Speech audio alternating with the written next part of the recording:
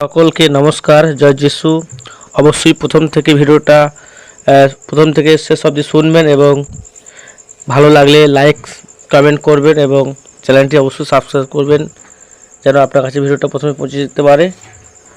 তো খুব সুন্দর আসবো বাক্য দেখে। জেরেমিয়া 30 অধ্যায় 17 পদ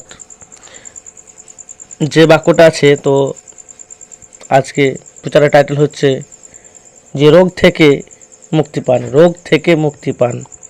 তো জেরেমিয়া 30 অধ্যায়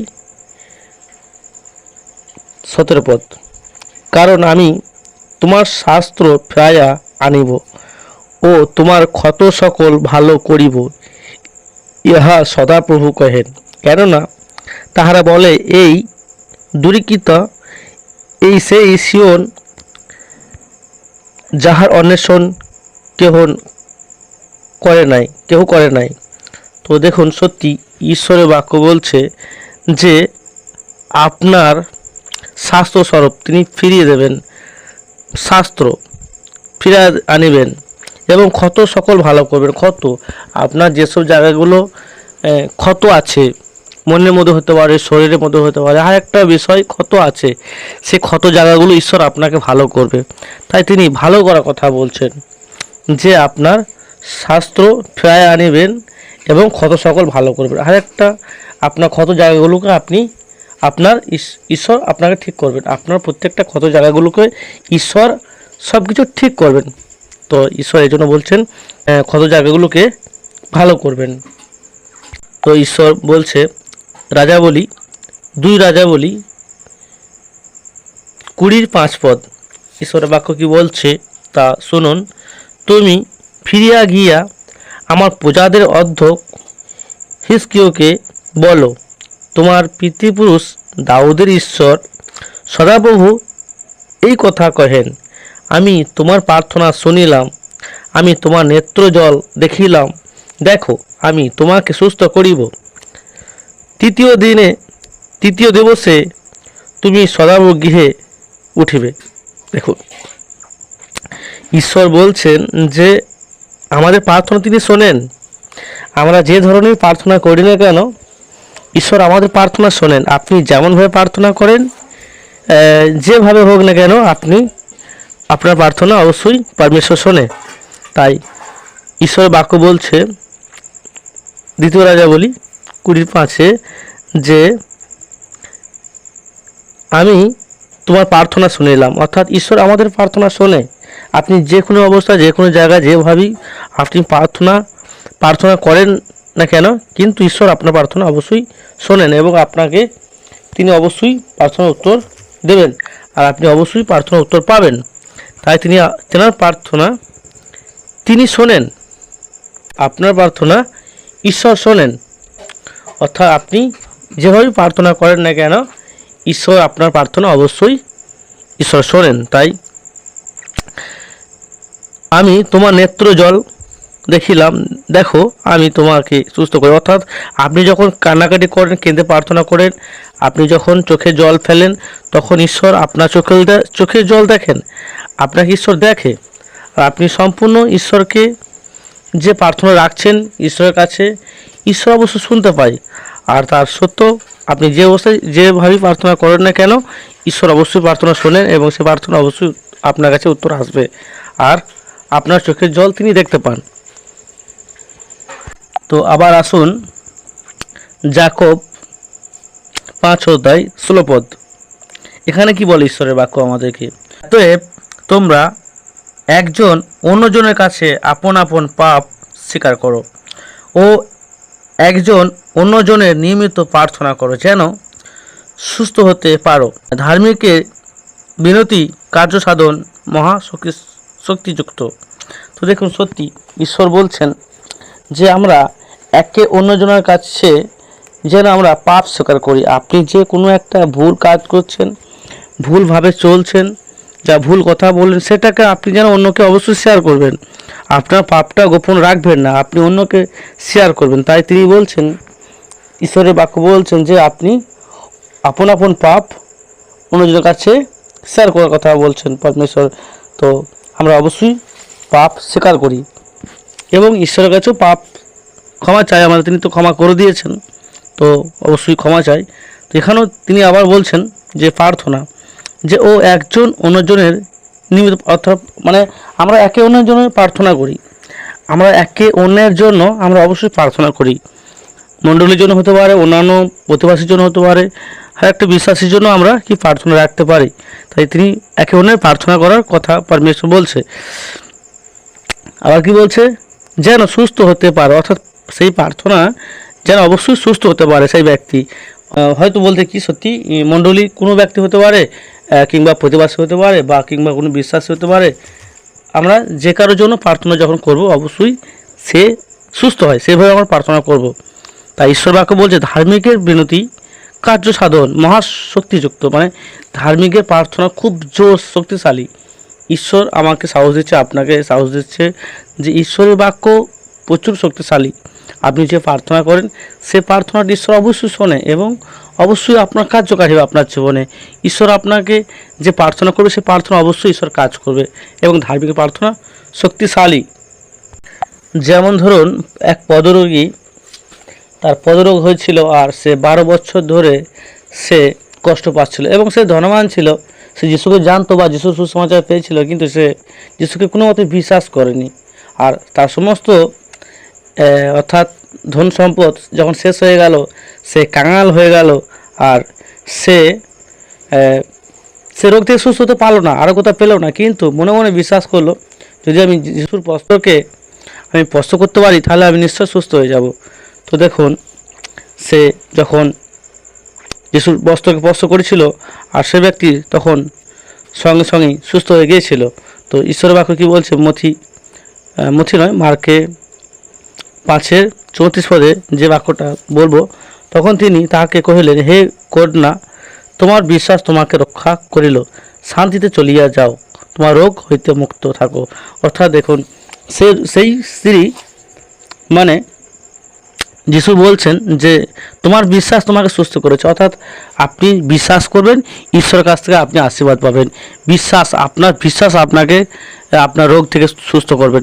আপনার রোগ মানে আপনার বিশ্বাসে আপনার রোগকে সুস্থ করবেন। আপনার যেমন বিশ্বাস থাকবে তেমন অনুসারে আপনি ঈশ্বরের কাছ থেকে আশীর্বাদ পাবেন, এবং মানে যতটা বিশ্বাস দেবে ততটা অনুসারে পরমেশ্বর আপনাকে আশীষ করতে থাকবে, এবং আপনার রোগ থেকে আপনি পরিত্রাণ লাভ করবেন। তাই তিনি বলছেন তোমার বিশ্বাস তোমাকে সুস্থ করেছে, এবং কী বলছে, বিশ্বাস তুমি শান্তিতে চলিয়ে যাও, অর্থাৎ তুমি শান্তিতে চলে যাও রোগ থেকে মুক্ত হলে, অর্থাৎ রোগ থেকে মুক্ত থাকো, রোগ থেকে তুমি কি বললো, মুক্ত থাকো, অর্থাৎ যিশু বললো। তো আপনি রোগ থেকে কি মুক্তি হতে পারবেন যখন আপনি সম্পূর্ণ যিশুর ওপর বিশ্বাস রাখবেন, তখন ঈশ্বর আপনার জীবনে একটা মানে রোগ থেকে আপনাকে সর্বদা ঈশ্বর রক্ষা করতে থাকবে। দেখুন 1 পিতর 2:24 যে বাক্যটি ঈশ্বর বলছেন, তিনি আমাদের পাপের ভার তুলিয়া লইয়া আপনি নিজ দেহের কাষ্ঠের উপরে বহন করিলেন, যেন আমরা পাপের পক্ষে মরিয়া ধার্মিকতার পক্ষে জীবিত হয়। তাহারই কত দ্বারা তোমরা আরোগ্য প্রাপ্ত হইয়াছ। অর্থাৎ দেখুন যে যীশু খ্রিস্ট তিনি আমাদের পাপের জন্য মরলেন, এবং আমরা তারই ক্ষত দ্বারা কি আমরা কি আরোগ্যতা পাচ্ছি। অর্থাৎ সে যিশু তিনি আমার পাপের জন্য মরলেন, আমার জন্য, আপনার জন্য কী করলো, তিনি নিজেকে রিস্ক নিলেন, তিনি সে ক্রুশের ওপরে নিজেকে বলি দিলেন, নিজেকে ক্রুশে টানিয়ে দিলেন, অর্থাৎ আমাদের জন্য নিজেকে ক্রুশে টানিয়ে দিলেন, এবং আমাদের জন্য তিনি মরলেন, এবং তিনি আমাদের পাপের ভার তিনি নিলেন। বলছেন যেন আমরা পাপের পক্ষে মরিয়া, অর্থাৎ আমরা পাপের পক্ষে মরতে পারি, তার জন্য তিনি আমাদের জন্য প্রাণ দিলেন। যিশু আমরা পাপ থেকে উদ্ধার পেতে পারি, তার জন্য তিনি আমাদের জন্য মরলেন। ধার্মিকতার পক্ষে জীবিত হয়, অর্থাৎ আমরা ধার্মিকতা হওয়ার জন্য জীবিত হতে পারি, তার জন্য তিনি মরলেন। আর সেই যীশুখ্রিস্ট তাহারই ক্ষত দ্বারা আমরা কি বলছে, তোমরা আরোগ্যতা প্রাপ্ত হয়েছ। অর্থাৎ যিশু মরলো, আমাদের জন্য মরলো, তাই তিনি তার ক্ষত দ্বারা আমরা কি আরোগ্যতা পেলাম, অর্থাৎ আমরা জীবন পেলাম, আমরা সুস্থ হতে পারলাম, সুন্দর হতে পারলাম, আনন্দে দিন কাটাতে পারছে আজকে। সত্যি যীশু খ্রিস্ট দ্বারা আজকে সত্যি আমরা কি অনন্ত জীবন পাওয়ার অধিকার হয়েছি অবশ্যই, কিন্তু আরোগ্যতা হার সঙ্গে আমরা পাচ্ছি।